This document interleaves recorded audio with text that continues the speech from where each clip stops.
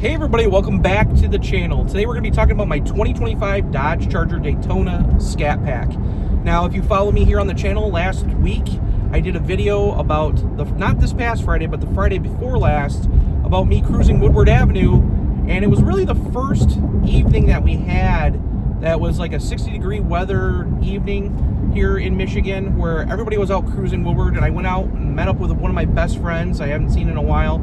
And we decided to go get a beer. Well, it was beautiful out. I had my window down, go to the bar, and guess what? The window wouldn't roll up. So we thought maybe it was a fuse that went bad, wanted to check it out just in case. So we ended up pulling the actual back out of the car, the floor for the carpet on the cargo area to get access to the rear fuse panel. Unfortunately, Dodge does not include an owner's manual anymore with the cars. So you have to go on Mopar.com. It's dark out when we were doing it. It was a pain in the ass to even read it. And unfortunately, the fuse box cover doesn't have like an actual list of where the wood fuses are what. So unfortunately, I couldn't diagnose if it was a blown fuse. But because the car is a lease, I wasn't going to deal with it anyways. I was just wanting to make sure to see if I could put my window up because we were supposed to have rain the following day. So I was like, yeah, I want to get it to the dealer as soon as possible. So the next morning, I went unannounced to the dealer, dropped it off, and again, this was on a Saturday. They didn't have any loaner vehicles, which was fine. I didn't really need one up until about Tuesday. Luckily, Tuesday I went back and they gave me a loaner car, which you guys seen, which was the 2026 Jeep Cherokee Overland 4x4 Hybrid, which was an awesome vehicle. So much so that my wife actually wants to get one this next week. So, yeah, that's a whole different story. But the whole point about the Charger was the ownership experience with this car has been pretty flawless. I've had one issue with bricking, which I kind of expected. It would happen probably more often because of how all these other owners were dealing with it.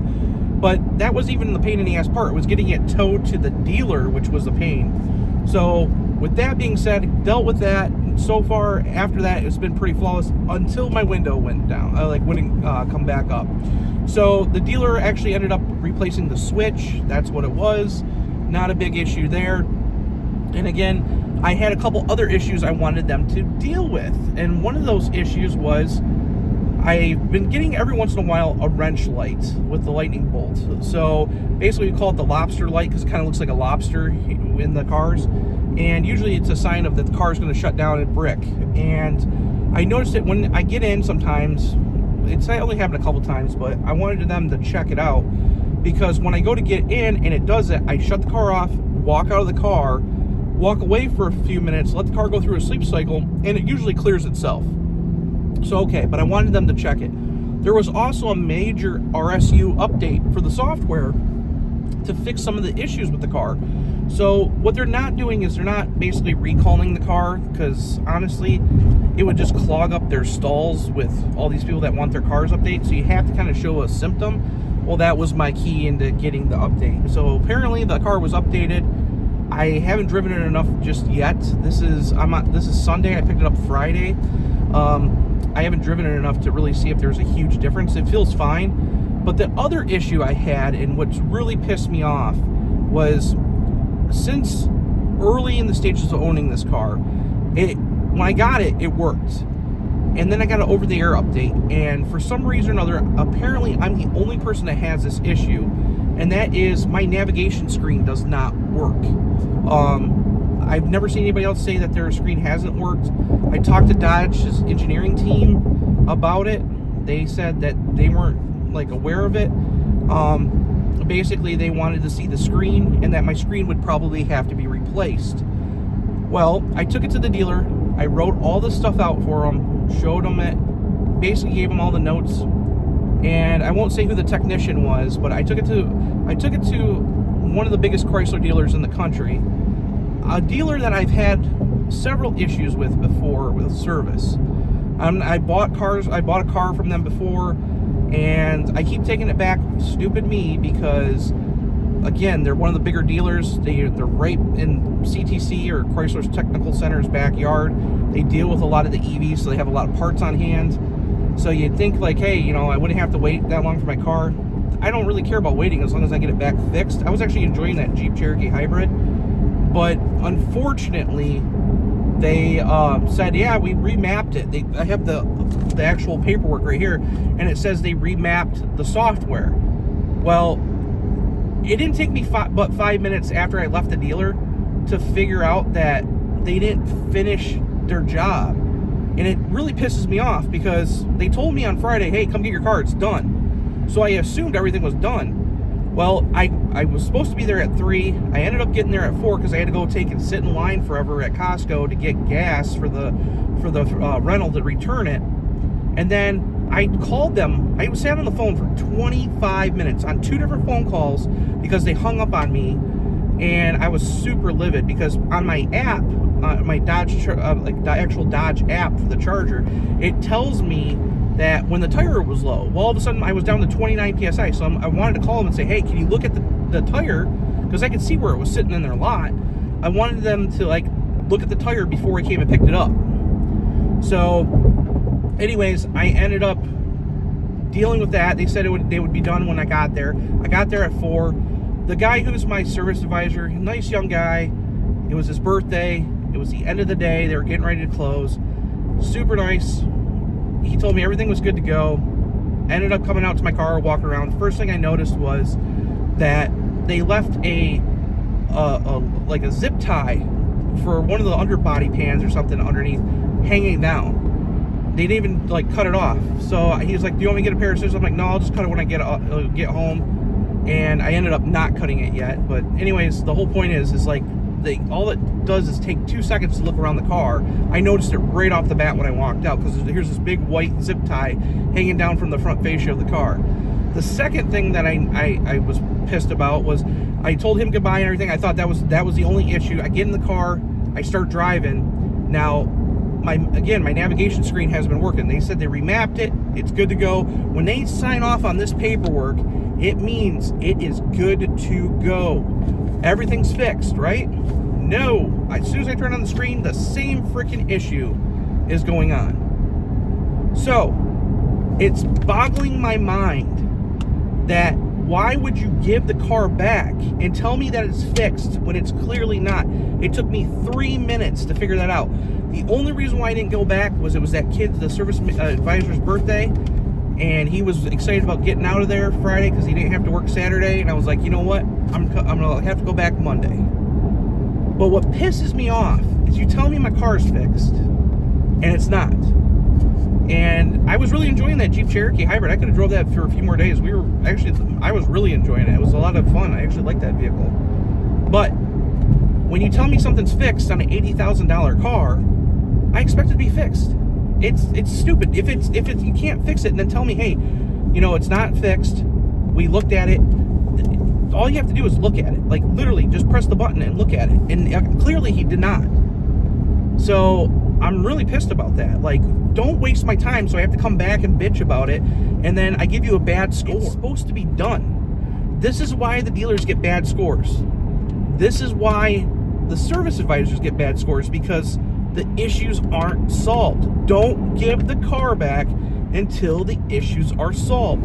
All they would have had to say was, hey, it didn't work.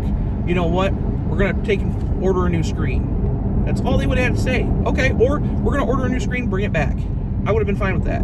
Don't tell me it's fixed in this and that you remapped it, and you tell me that everything's done with the car. And then I come out to it, takes 2 minutes for me to figure that out, that it's not. Pisses me right off. And you know what the sad thing is? One of the sales guys, I know he's probably watching this, very nice guy, follower of the channel here, came out, met me, super nice guy. I hate to tell him this, but I was actually there when I was waiting for this because they told me it would be ready at 3. I got there at 4 and it still wasn't ready. They were still looking at the tire and stuff. So I waited. I went to the showroom. He was actually selling somebody, I'd seen him in the parking lot. He was selling somebody an SUV, a Grand Cherokee, I think, or a Ram, one of the two, because they were back to back there. Super nice guy.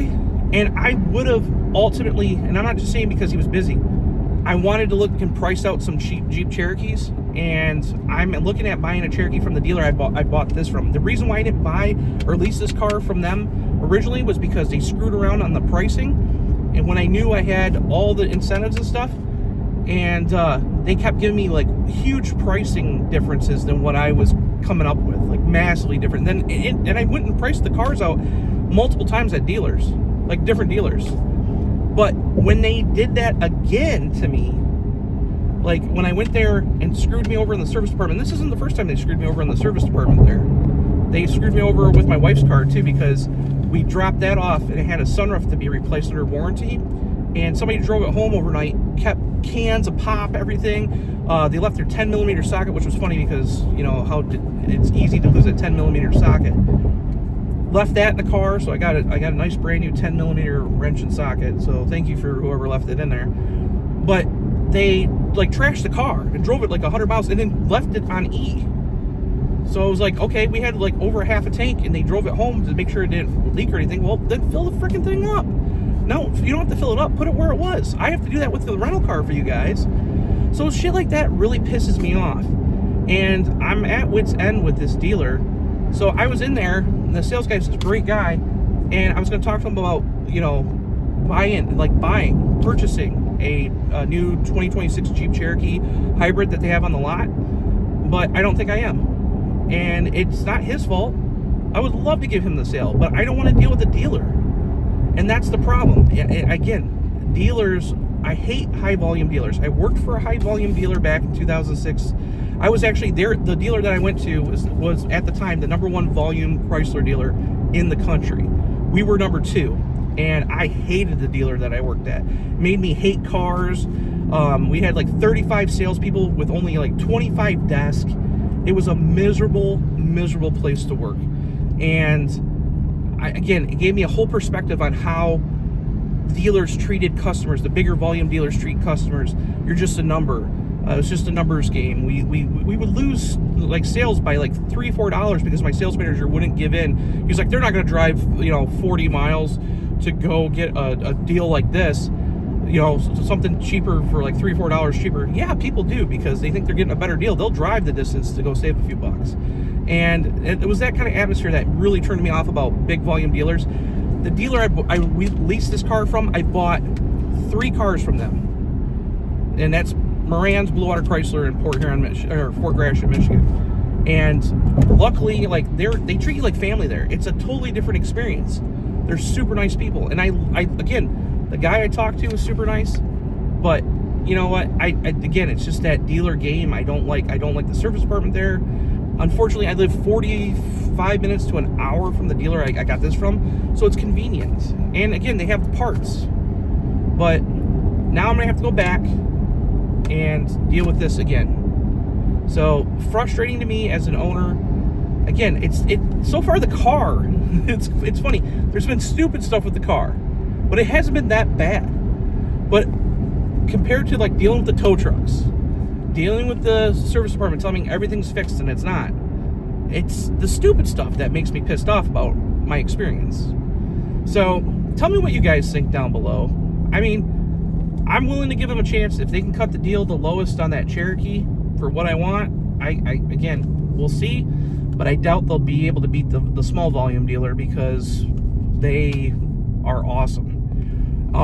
And again, I tried to lease one of these cars through them. They had 8 of these cars at the time on the lots, and they were trying to tell me that my lease payment would be like $800 a month, even though I had employee discounts and like almost, I had like $20,000 in incentives on this car, and they were trying to give me a 24 car for like $800 or something a month. I got this one for $485 a month is what I'm paying for it. So do you see what I mean? Like it boggles my mind how some of these dealers will just try to screw you. So I like small dealers. I'm very vocal about that. I love small dealerships. Mom and pop dealerships are the way to go. Yeah, they don't have the big service departments to get your car done fast and all that, but they treat you like your family. So let me know what you guys think down below. I know I'm kind of frustrated about it, but it just pisses me off when I have to go back and waste time when you tell me everything is fixed on the car and it's clearly not. So anyways, let me know what you guys think down below, and I will see you guys in the next video.